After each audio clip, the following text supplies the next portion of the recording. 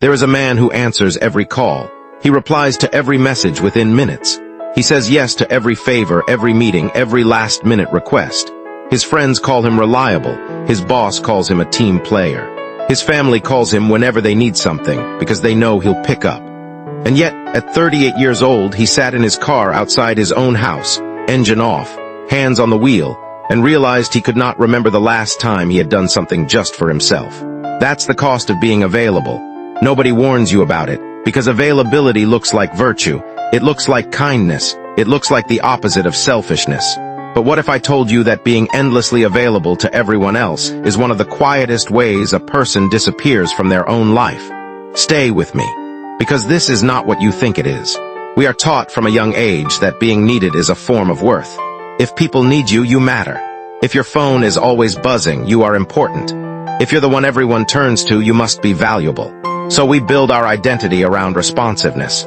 We mistake being busy for being significant. But here's what most people miss.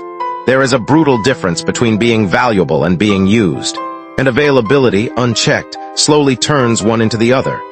Jim Rohn used to say that you cannot give what you do not have, and you cannot lead a life you do not protect. He wasn't talking about money when he said that. He was talking about attention. He was talking about energy. He was talking about the very limited hours you get to spend before they're gone forever. Think about this for a second.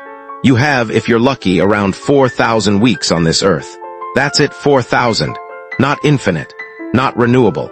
And every single time you say yes to something that drains you, to be polite, to avoid conflict, to feel needed, you are spending one of those weeks on someone else's priorities instead of your own becoming. And this is where everything changes.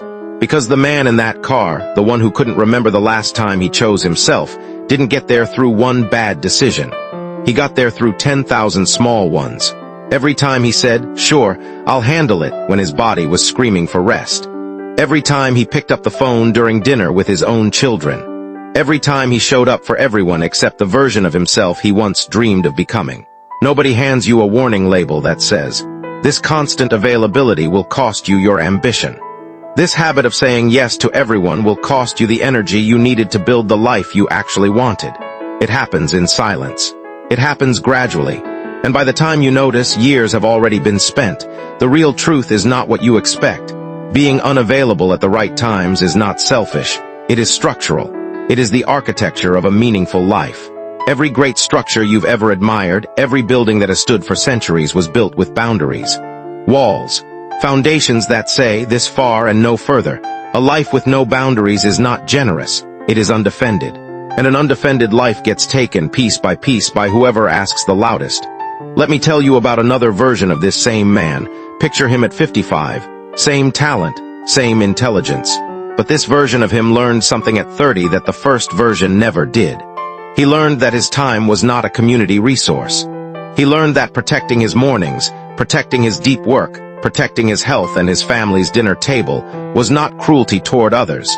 It was loyalty toward the only life he was ever going to get. This version of him still helps people. He still shows up. But he shows up on his own terms, from a place of fullness, not from a place of fear. And that distinction is everything. Because there are two reasons people make themselves available. One is love. The other is fear, fear of disappointing someone, fear of being seen as difficult, fear of losing approval. Most people think they're operating from the first. Most people are actually operating from the second. And here's the part that stings a little, so let it land. If you are constantly available to others but never to your own goals, your own health, your own quiet hours of thinking and building, you have not built a generous life. You have built a life of avoidance. Avoidance of the harder, lonelier, more uncertain work of becoming who you were capable of becoming. What happens next is even more important. Because awareness without action is just another form of comfort. You can watch a video like this, feel something stir in your chest, nod your head, and then go right back into the same pattern tomorrow morning when the first notification hits your phone. The cost of being available doesn't ask permission. It just keeps collecting day after day until one day you're the man in the car, wondering where the years went. So what do you actually do with this? You start by understanding that every yes is a no to something else. When you say yes to a meeting that doesn't matter, you are saying no to the hour you needed to build your own future.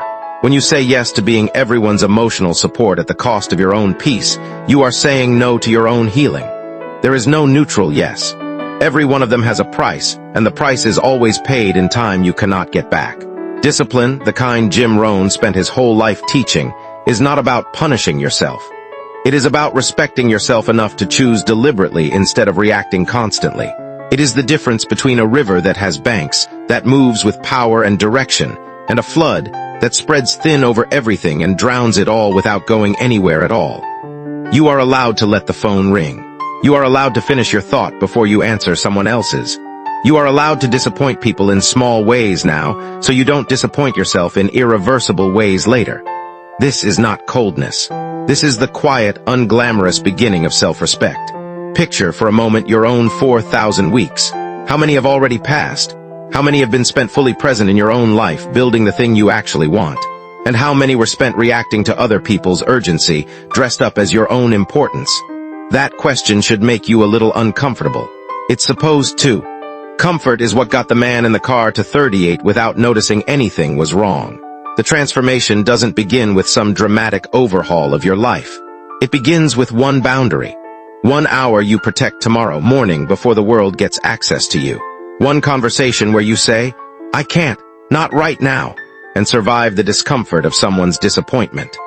One decision to be slightly less available to others so you can finally become available to the person you were always meant to grow into.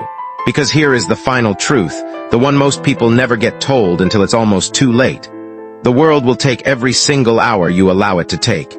It will never stop on its own. It has no obligation to protect your time, your potential, or your peace.